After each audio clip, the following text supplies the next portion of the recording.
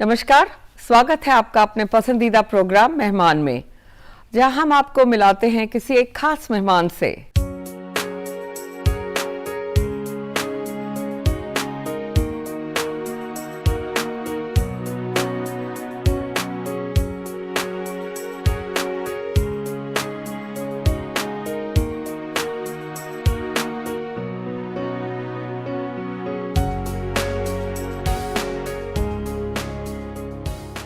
It is indeed our privilege today to have with us the chairman of the NCSC Commission, Shri Vijay Sapla जी।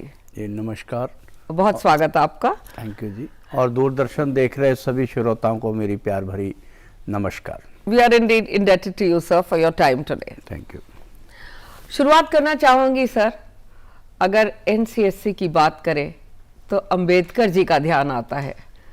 किस तरह आप देखेंगे उनको और किस तरह परिभाषित करेंगे उनकी नीतियों को? डॉक्टर अंबेडकर जी को मैं जो अपनी लाइफ में समझता हूँ कि देखिए, जिस इक्वालिटी की हम बात करते हैं, समानता समरसता की बात करते हैं, सभी गुरुओं पीरों ने, सभी हमारे जितने भी धर्म गुरुओं ग्रंथों ने सभी में समानता की बात भी कही है, मगर उसको अमली रूप में कहीं किया है तो वो डॉक्टर अंबेडकर जी ने।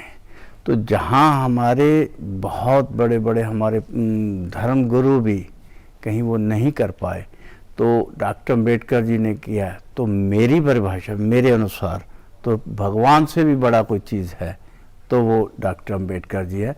और आज मैं चाहे राजनीति के किसी भी क्षेत्र में पहुंच पाया हूं, चाहे मैं पहले MP बना, मंत्री बना और आज मैं चेयरमैन बना हूं, तो उसका अगर कोई कारण है और उसमें किसी कारण में बना हूं तो उसका एक ही कारण है, वो है डॉक्टर बाबा साहब भीमराव अंबेडकर जी।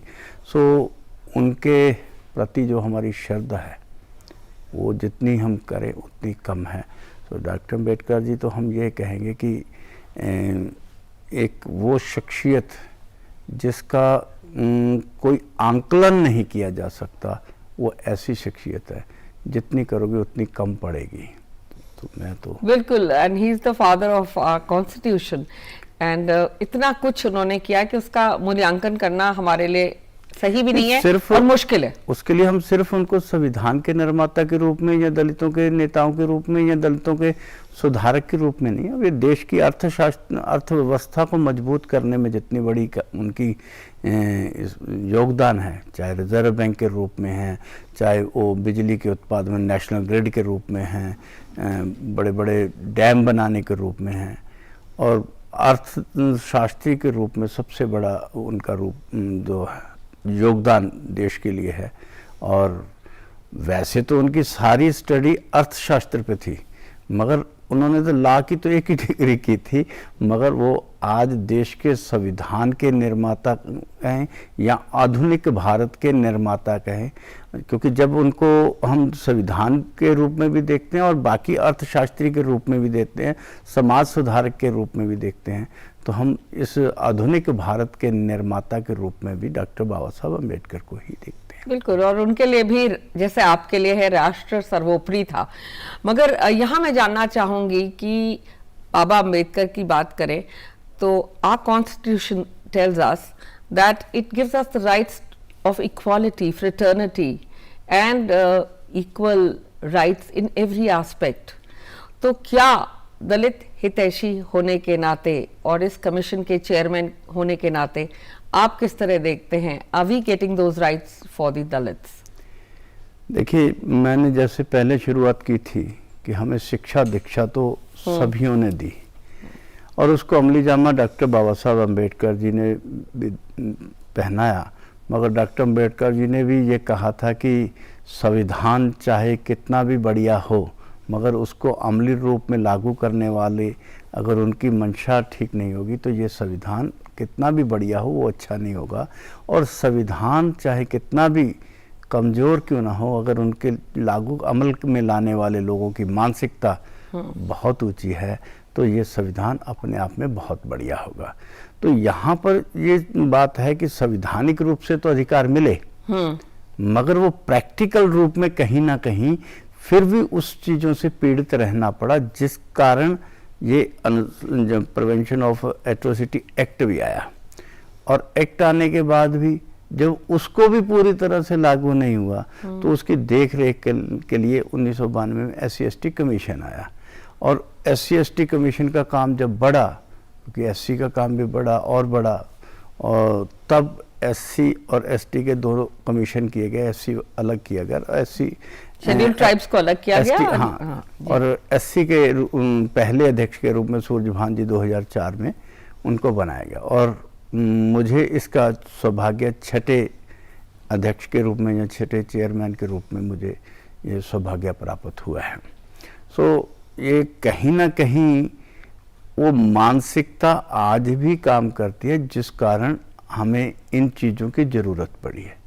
होना तो ये चाहिए था कि जब हमारे जो धर्म हमें सिखाता है कि आपस में प्यार करना, हम जगह जगह धर्म नहीं सिखाता, आपस में बैर रखना सिखाता नहीं है, प्यार है हमारा बीच में, तो इन चीज़ों की ज़रूरत नहीं पड़नी चाहिए। मगर इनको इम्प्लीमेंट प्रैक्टिकल रूप में शायद वो नहीं दिखाई देता जो दिखाई देना चाहिए, और इसी के लिए इन चीज़ों की ज़रूरत पड़ी है, जिसकी ज़रूरत मैं समझता हूँ नहीं पड़नी चाहिए थी। विजय सर, आपने जैसे ही ज्वाइन किया as chairman, you took a stance against IIT, और as we speak SC commission ने जो एक्ट आया था उस पर भी अराउंड 70 संशोधन हो चुके थे पार्लियामेंट की अगर बात की जाए। मगर आपने ये जो लैश आउट किया वो IITs के लिए जो आपने बोला कि yes reservation needs to be there, उसके बारे में आप क्या कहना चाहेंगे? देखिए, मुझे किसी ने सवाल किया था कि भी IIT में या कुछ IIT में या IIM में कि ये रिजर्वेशन नहीं होनी चाहिए। तो मेरा ये था कि भी बहुत सारे लोग पीड़ित होते मगर वो बहुत गुणवान होते। अगर हम डॉक्टर अम्बेडकर जी की बात कर रहे हैं, अगर उनको भी महाराजा वडोदरा ना सपोर्ट करते तो फिर उनका ज्ञान कहाँ से आता। अगर उनको भी वो ब्राह्मण मास्टर जो खाना अपने घर से लाके उसको खिलाता था, जिसने अपना नाम उसको अम्बेडकर दिया, अगर वो ना देता और उसको और प्रोत्साहित ना करता तो शायद वो रह जाता। तो प्रोत्साहित करना और आगे बढ़ाने का नाम ही आज के युग में रिजर्वेशन के रूप में देखते हैं। अगर डॉक्टर अम्बेडकर जी इतने वो आगे ना आते तो देश के संविधान के लिए कल्पना करो कैसा होता, तो आज वो समाज कैसा होता। तो कल्पना करके थोड़ा सा कई बार अंदर से रोंगटे खड़े होते, तो आज शायद विजय सांपला नाम का व्यक्ति भी आपको नजर ना आता। तो कहीं ना कहीं उनको भी जरूरत पड़ी। मगर काबिलियत की बात करें, अगर वो कहेंगे काबिलियत के अनुसार इस देश को चलाने में सबसे बड़े जो हैं हम धर्म ग्रंथ जिनके कहते हैं, वेद वो रामायण और महाभारत को हम कहते हैं धर्म ग्रंथ, पवित्र ग्रंथ कहते हैं। उन दोनों के रचयिता कौन है? दोनों के रचयिता हमारे समाज से हैं। और जब महाभारत में हमें समाज कैसा होना चाहिए ये सिखाता है, रामायण परिवार कैसा होना चाहिए ये सिखाता है, और संविधान हमें देश कैसा होना चाहिए ये सिखाता है। और देश, समाज, परिवार सब कुछ चलाने का अगर शिक्षा देखिए, ये करने का काम अनुसूचित जाति के लोग करते हैं। और आप बाद में कहेंगे कि टीचर प्रोफेसर रखने के लिए हमें इसमें ये नहीं चाहिए, मगर वहाँ पे प्रोटेक्शन की ज़रूरत पड़ी है। तो जहाँ पे प्रोटेक्शन की ज़रूरत है उसी का नाम रिजर्वेशन कहते हैं। और अगर आप कहेंगे कि उनमें काबिलियत नहीं है, ये कहना उचित नहीं है। आपके मायने में गुड एजुकेशन किसे कहा जाएगा? Because I believe you really are for government schools. मैं वैसे तो कुछ ज़्यादा पढ़ा लिखा नहीं हूँ, और कॉलेज के नाम पे मैं कभी गया नहीं। मैं मज़दूर आदमी हूँ, मज़दूरी करता है, बेलचा चलाता चलाता इस मुकाम पे पहुंच गया कि देश का सबसे निचले दर्जे का व्यक्ति था, सबसे छोटे दर्जे का, और देश की सबसे बड़ी पार्लियामेंट का एक सदस्य था। उनमें भी कुछ जो गिने चुने थे उसका सदस्य रहा हूँ। तो इसका मतलब कहीं बहुत बड़ा भगवान का आशीर्वाद है और सबका संगठन परिवार का है। और शिक्षा की दृष्टि से मैं ये कहूँगा कि ज़रूरी नहीं है कि अक्षर ज्ञान हो। आज शिक्षा की नज़रिए से वो डिग्री को देखते हैं। डिग्री शिक्षा में आपको कुछ समाज में कुछ देने के लिए नहीं बनती। समाज में अगर आपकी मानसिकता क्या कहती है उसके ऊपर बहुत कुछ निर्भर करता है। बहुत सारे लोग जहाँ पर डिग्री लेके घूमते हैं मगर वो सामाजिक कुछ देने के बजाय असामाजिक काम करते हैं, तो ऐसी शिक्षा की ज़रूरत मेरे नज़रिए में नहीं है। और शिक्षा आज की डेट में तो एक अलग रूप ले चुकी है, जिसमें माँ बाप, बहन भाई, पति पत्नी, इन चीज़ों के रिश्तों के तो कोई मायने नहीं है। कहीं भी किसी शिक्षा में भी इन चीज़ों के प्रति एक भी लाइन किसी में भी नहीं लिखी गई। हम अपने कल्चर से कहीं ना कहीं दूर जा रहे हैं कि आपका एक पति पत्नी का कच्चे धागे का रिश्ता होता है था, और उसको मजबूत कैसे करें इसके लिए तो किसी ने नहीं शिक्षा दी। पति पत्नी का के साथ साथ हमने दो भाई कैसे मिलके रहे, इनकी भी ऊपर किसी ने चर्चा नहीं की। बहन भाई का रिश्ता और मजबूत और देखते हैं कि रोजाना गिरावट आ रही इन रिश्तों में सभी में। और माँ बाप के प्रति बच्चे का क्या होना चाहिए, कर्तव्य क्या होना चाहिए, उसमें तो कहीं दिखाई नहीं दे रहा। मगर हमें दिखाई कुछ उल्टा कि वो दिखाया जो हमें कानून में पढ़ाया जाता है, उसमें तो एक दूसरे के साथ कैसे खींचना है उनसे अपने अधिकारों को। अगर आप कोर्ट में जाएंगे तो भाई भाई लड़ रहा है, वहाँ पे कोर्ट में देखेंगे कि बहन भाई लगे, पति पत्नी एक दूसरे को, जिसको कच्चे धागे का 7 जन्मों का रिश्ता था वो 7 दिन नहीं टिक रहा है। तो वो इस चीज़ों की ज़रूरत जहाँ थी शिक्षा दीक्षा की, वो शायद कमी हमें नज़र जरूर आ रही है। मेरी नज़रिए से मैं ये कहूँगा कि ये मेरी व्यक्तिगत राय भी हो सकती है, मगर किसी की राय क्या हो क्या नहीं मुझे नहीं पता। मगर मेरे नज़रिए से सामाजिक, जब तक हमें इन रिश्तों की मजबूती नहीं होगी, एक परिवार मजबूत नहीं होगा, तब तक वो उसका मोहल्ला, जिस मोहल्ले में रहते हैं वो उसमें मजबूती के लिए काम नहीं कर सकता। जब तक आपस में प्यार नहीं होगा तो वो समाज को कुछ नहीं दे सकता। जब समाज को कुछ नहीं दे सकता तो वो देश को भी कुछ नहीं दे सकता। आप मजबूत हों, परिवार मजबूत होगा, आपने मोहल्ले को, आपके शहर को मजबूत करने में आपका प्रयास रहेगा, तभी वह प्रदेश में होगा, और तभी आपके अंदर राष्ट्रीय भावना जो है वो उत्पन्न होगी। जब माँ के प्रति आपका स्नेह नहीं है, बाप के प्रति स्नेह नहीं है, बहन के प्रति स्नेह नहीं है, तो किसी तीसरे के लिए स्नेह कहाँ से आएगा? ये संभव ही नहीं है। तो इन चीज़ों के ऊपर शिक्षा में कहीं हमारा कुछ नहीं है जिस पे होना चाहिए था। तो शिक्षा में जो मेरा कहना है कि ज़रूरी नहीं कि उसके पास डिग्री हो, आप शिक्षा के बिना भी अगर चाहें तो सब कुछ कर सकते हैं। अब जिन्होंने भाखड़ा डैम बनाया उनके पास इंजीनियर की डिग्री नहीं थी। तो ये बहुत सारे काम, जितने बड़े बड़े प्रोजेक्ट पुराने बने हैं उनके पास किसी के पास डिग्री नहीं थी। आज गुरु नानक देव जी के ऊपर बहुत सारे थीसिस लिखे जाते हैं, पीएचडी, मगर वो उनके पास कोई डिग्री नहीं थी। जितने भी पीर पैगंबर हुए किसी के पास कोई डिग्री नहीं थी, मगर उनके ऊपर पीएचडी की जाती है। डिफरेंट थी, उनकी मानसिकता अलग थी। तो उनकी मानसिकता के कारण ही हम उनको गुरु या भगवान की संज्ञा देते हैं। इसका कारण ही ये है कि उनकी सोच अच्छी थी, उन्होंने समाज को कुछ देने की कोशिश की थी। और शिक्षा जो थी, शिक्षा का मतलब अक्षर ज्ञान नहीं, शिक्षा का मतलब जो एक कर्तव्य होता है वो व्यक्ति को निभाने के लिए ट्रेंड करना, उसको मेरे हिसाब से शिक्षा है वो होनी चाहिए। मैं ये जानना चाहती हूँ कि अगर दलितों की बात की जाए या शेड्यूल कास्ट की बात की जाए तो किस तरह का उनकी मानसिकता है इस वैक्सीन को लेने के लिए? How are people reacting to this? और उनका जो लॉकडाउन का पीरियड था या ये जो पूरा पीरियड रहा है, उसमें कई आपके पास आए होंगे हेल्प के लिए, क्योंकि हर कोई इस दौर से गुजर रहा है। It's not only these, it's all of us. तो आप उसको कैसे देखते हैं, उस जर्नी को? देखिए, पहले तो मैं अपने देश के साइंटिस्ट को उनको सैल्यूट करूंगा, जिन्होंने बहुत बड़े बड़े विकसित देशों के मुकाबले में सस्ती भी, समय से पहले भी और बढ़िया वैक्सीन तैयार करके इस देश में दी, और आज पूरी दुनिया में जिसकी चर्चा सराहना भी होती है। और उसके पीछे भी एक संकल्प था, और उसमें कहूँगा कि भारत सरकार का विशेष रूप से मोदी जी का बहुत बड़ा योगदान है, ये मैं दिल से मानता भी हूँ।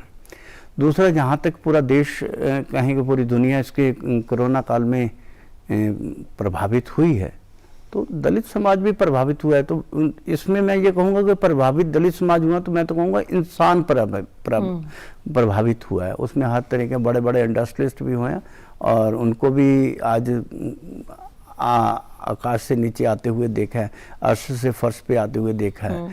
तो प्रभावित तो सभी हुए हैं, मगर इतना ये भी है कि फिर भी लोगों ने बहुत साहस से काम लिया है, और प्रधानमंत्री ने जहाँ जहाँ जैसे भी दिशा निर्देश दिए हैं तो लोगों ने उसके साथ खड़े हुए। इसी कारण हमारा देश में जितनी बड़ी पॉपुलेशन है, अगर उसके हिसाब से देखें तो बहुत बड़ा कंट्रोल इस सरकार ने किया है, जिसके लिए पूरा देश उनको धन्यवाद भी करता। जहाँ तक आप वैक्सीन के रूप में अनुसूचित जाति समाज का क्या नज़रिया है, तो ऐसा कुछ नहीं है। दलित समाज तो इस वैक्सीन को वेलकम कर रहा है। पारिवारिक लाइफ के बारे में जानना चाहूँगी अब आपकी। आप अपने कुछ संघर्षों के बारे में बताएं हम सभी को।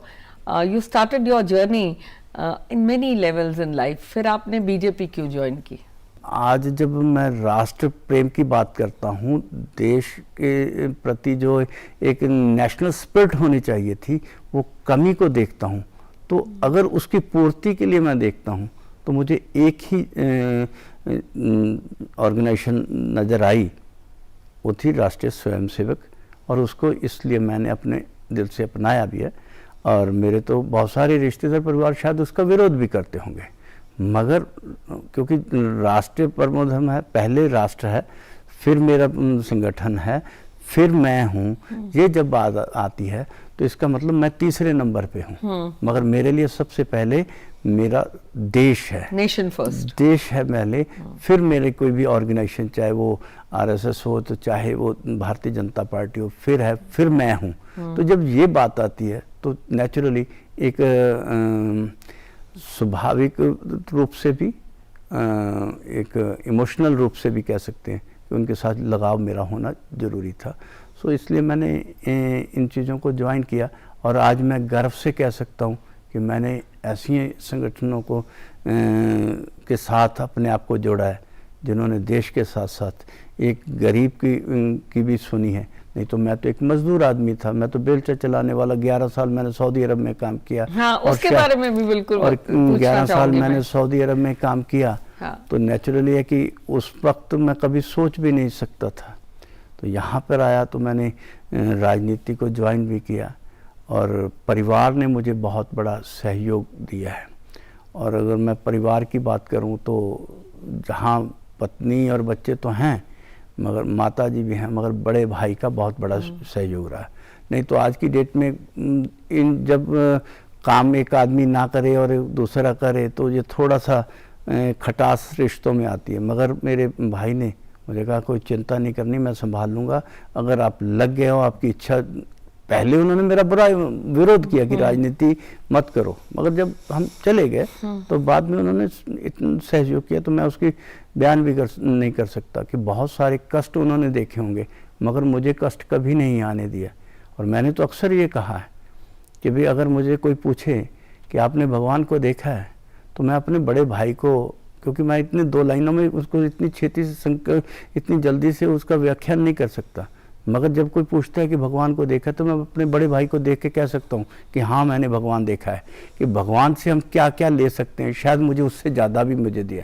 भगवान से कई बार हम मांगते हैं, मुझे बिना मांगे भी दिया है। सो इसलिए जब मेरी ज़रूरत को उसने खुद महसूस किया और उन्होंने दिया, तो मेरे लिए तो वो भगवान के सम्मान है। तो मुझे उनकी तरफ देख के कभी मैं कह सकता हूँ, तो ये सम्मान इतना। और क्योंकि सर पे जब पिताजी ना हो और भाई हों तो अपने अपने काम में लग जाते हैं, और हम परिवारों को टूटते हुए देखते हैं। हमने इस सभी धारणाओं को चेंज किया है, तो ये कोई धारणा को चेंज करने वाला व्यक्ति कोई आम व्यक्ति नहीं हो सकता। इसीलिए मैं कहता हूँ कि भाई मैंने अगर अपने भाई को देख के कह सकता हूँ कि मैंने भगवान को देखा है। बिल्कुल, जो आपने अभी कहा सऊदी अरब में आप रहे थे 11 साल, तो हम भी जानना चाहते हैं और सारे दर्शक भी ये जानना चाहेंगे कि आपने क्या क्या किया वहाँ, अगर आप शेयर करना चाहें तो। ऐसा है कि भाई मैं वहाँ पर मज़दूर के रूप में गया था। मैंने मैसन के हेल्पर के रूप में मसाला बना के भी दिया, कारपेंटर के हेल्पर के रूप में भी काम किया है, इलेक्ट्रिशियन, प्लम्बर, सभी के हेल्पर के रूप में काम किया है। और एक घटना जब मैं अक्सर बहुत सारे लोगों को सुनाता हूँ कि जिसने मेरी में बहुत बड़ी तब्दीली लाई। एक बार मैं प्लम्बर का हेल्पर के रूप में काम कर रहा था, तभी जिसमें हम वॉशरूम में हम उसको फिनिशिंग टच देने गए, तो वहाँ पे लेबर काम करती है तो इधर उधर अपनी गंदगी फैलाती है। तो गए तो वहाँ पे किसी ने अपनी पोटी कर रखी थी। तो मेरा जो बॉस था पाकिस्तानी था, उसने कहा कि नहीं, बॉस मतलब प्लम्बर था, मैं तो उसका हेल्पर था। तो कहता है हम नहीं काम करेंगे, हमको यहाँ पे सफाई कर्मचारी नहीं है, हम ये नहीं करेंगे वो नहीं करेंगे, पहले ये सफाई होगी। उन्होंने बड़ी हैंकी फेंकी की और मैं बड़े सॉफ्ट शब्दों में कह रहा हूँ, शायद उन्होंने बहुत अजीब तरह की थी कि उनको बहुत बड़ा मान था कि मैं प्लम्बर हूँ, मतलब बहुत बड़ा मेरा रुतबा है। तो हमने कोई, मैं तो लेबर था तो मैंने भी टूल बॉक्स बंद किया, बैठ गया। थोड़ी देर में फोरमैन आया, उसने भी पूछा क्यों बंद है, क्योंकि वो भी पाकिस्तानी था। तो उसने भी जब उनको बताया कि नहीं नहीं ऐसा है, ये गंदगी है, तो उसने उसी के सामने वही हैंकी फेंकी की। तो फोरमैन ये कह के चला गया कोई बात नहीं मैं करवाता हूँ। थोड़ी देर बाद कंपनी का मालिक आया, उसने भी पूछा भी क्यों कर रहे हो, वो तो वैसे ही चेक करने के, वो अक्सर नहीं आता था, इत्तेफाक से आया था। तो उन्होंने कहा क्यों बैठे हो, तो मैंने हाथ अपने बॉस की तरफ कर दिया। तो उसने वही हैंकी फेंकी वहाँ कही कि ये हम यहाँ पे सफाई कर्मचारी नहीं हैं, ये वो करके उसने कह दिया। तो उसने इधर उधर देख के मुझे कहा कि विजय वो लिफाफा लेके आओ। वो सामने प्लास्टिक का लिफाफा गिरे होते, तो मैंने कहा लेके आया। कहते ये बाल्टी ले आओ और ये पानी की लेके आओ। मैं पानी की बाल्टी भर के लाया, तो उसने अपने हाथ पे लिफाफा चढ़ाया और मुझे कहा ऊपर से पानी डाल दो, और उसने हाथ से साफ़ कर दिया। और मैं वहाँ पे खड़ा स्तंभ था, क्योंकि मैं उस कंपनी का सबसे निचले दर्जे का व्यक्ति था, और वो जो व्यक्ति लगा था वो कंपनी का सबसे मालिक था, तो सबसे ऊपर बड़े दर्जे का था। बहुत बड़ी सोच। और हम सुबह से लेके शाम दोपहर तक बैठे रहते, हमारे लिए वो बहुत बड़ी समस्या थी और काम रुका पड़ा था, और उसने 2 मिनट में काम ख़त्म कर दिया। और जो उसने शब्द कहे थे बाद में थे कटास के, मगर वो प्रेरणादायक थे। उसने कहा था कि विजय आपके पाकिस्तान, क्योंकि वो पाकिस्तान था तो मैं हिंदुस्तान का था, उसने कहा कि आपके पाकिस्तान हिंदुस्तान में प्रकृति का दिया हुआ सब कुछ है, मगर उन सब के कारण, आपके ये ईगो के कारण यहाँ पे आप लेबर कर रहे हो, और हमारे पास प्रकृति का दिया कुछ नहीं है। तेल भी आप लोगों ने बाहर से आके निकाल के दिया, और हमारे पास तो रेता ही रेता थी, जो बनाया जो कुछ आपने लोगों ने आके बनाया। तो हमारे पास कुछ ना होने के बावजूद भी हमारे में ये ईगो नहीं है, तो इसलिए हम आपके बॉस हैं। वंडरफुल। तो ये बात बहुत बड़ी चीज़ थी। तो उस दिन से तो मैं एक चीज़ बांध ली कि अब ज़िंदगी में मैं लेबर नहीं रहना, और वो भी कभी लेबर का हुआ था। तो मैं उसी कंपनी में काम करते हुए मैं प्लम्बर भी बना गया। उसी कंपनी में काम करते हुए मैंने इलेक्ट्रिशियन का, क्योंकि पहले इलेक्ट्रिशियन के साथ भी काम किया था, उसी कंपनी में इलेक्ट्रिशियन भी बना। उसी कंपनी में काम करते हुए मैं कंपनी का फोरमैन भी बना, और बाद में मैंने उसी कंपनी के मालिक के साथ एक पार्टनरशिप के साथ भी अपनी कंपनी खोली। सो ये चीज़ें कुछ थी जो प्रेरणा देके आज मुझे यहाँ तक पहुँचा दिया। और जब मैं कहता था कि मैंने अपना बिजनेस करना, तो मेरे दोस्त ही कहते थे कि पंजाबी के जादी कोड़ के लिए क्षत्रियन जफे भाव, छोटे लोग हैं, बड़ी बड़ी सोचते हैं, मगर आज वो सब कुछ सामने नज़र आ रहा है। मगर वो सीखा मैंने उस सऊदी अरबियन कंपनी के मालिक से, जिसने ये सिखा दिया कि आप चाहो कुछ भी करना चाहो, मन में सोच लो और करने की इच्छा शक्ति होनी चाहिए, तो कर लोगे। और आज मैं बिजनेसमैन के रूप में भी ठीक ठाक आगे आया, और भगवान की कृपा से आज इस मुकाम पे आ गया। और अगर दूसरे आपके हिसाब से शिक्षा दीक्षा की दृष्टि से देखें तो मैं कुछ नहीं हूँ, मगर वहाँ पर अगर वक्त के थपेड़ों के सर देखें तो मेरे पास बहुत कुछ भगवान ने, आप सब लोगों की कृपा से, दुआओं से और अनुभव से बहुत कुछ मिला है, और यही कारण है कि आज मैं इस मुकाम पे भी हूँ। बहुत सुंदर जो आपने बताया, it's really heart rending and very touching.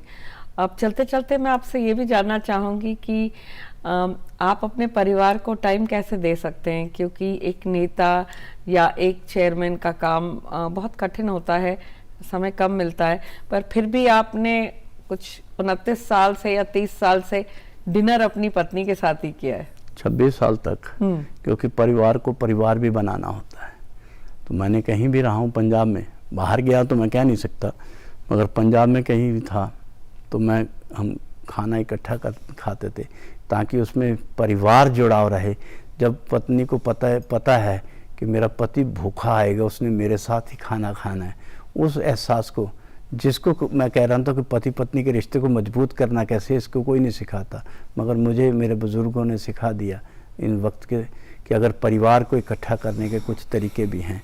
और उसमें एक तरीका ये भी था कि भाई आप इकट्ठे खाना खाओगे तो उसको ये एहसास रहता है कि मेरा पति बाहर से भूखा आएगा, तो उसको भी चिंता रहेगी। और उस शाम को जब हम इकट्ठे बैठते थे, सारा दिन में कौन आया था, उसकी कोई लड़की आई थी वो ये दे गई, फलां आया था ये मैसेज दे गया था, मासी ये कह गई है, बुआ ये कह गई है, तो वो पारिवारिक चर्चा भी वो आधे घंटे 2 घंटे में जो संक्षेप में कर लेते थे। और उससे उनको जो सबसे बड़ी बात थी कि हम एक दूसरे के प्रति इस चीज़ से संतुष्टि थी कि हमारा एक दूसरे के प्रति लगाव है। और इसमें मैं कहूँगा मेरी माँ, पत्नी, भाई का तो मैंने आपको बता ही दिया कि उससे बड़ा तो कुछ है ही नहीं, मगर बच्चों ने भी मुझे सभी ने साथ दिया और आज तक भी बच्चे भी आज्ञाकारी हैं। अभी तक मैं ये कह सकता हूँ कि भगवान ने जितना मुझे दिया मैं सेटिस्फाइड हूँ, मुझे किसी तरह का कोई कष्ट नहीं है। और चाहे परिवार की तरफ से चाहे बाहर की तरफ से जो मांगा लक्ष्य मैंने रखा है वो हासिल किया है आज तक। और ये उसमें परिवार जो है बहुत बड़ा रोल अदा करता है। And on this note, I'd like to thank you for joining us today. More power to you, more success to you, sir.